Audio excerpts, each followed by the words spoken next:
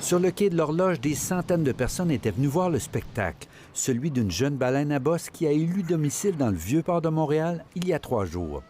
À toutes les 2 ou 3 minutes, la bête de 10 mètres de longueur refaisait surface.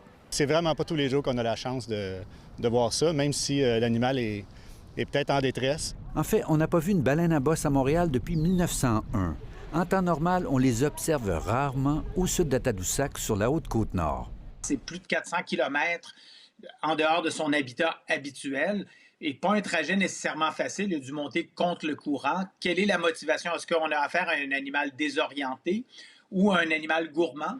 Le mammifère de plusieurs dizaines de tonnes, qui a au moins 3 ans, a peut-être poursuivi des bancs de poissons un peu trop loin avant de se perdre en chemin. Chose certaine, pour lui, le fleuve à la hauteur de Montréal ne ressemble certainement pas à un gros garde-manger. On sait que ces animaux-là ont une capacité de jeûner assez importante. Ça pourraient aussi passer plusieurs jours, voire quelques semaines sans se nourrir, sans se détériorer trop rapidement. Pour l'instant, la baleine, qu'on appelle aussi un rorqual à la bosse, semble toujours en santé et très énergique.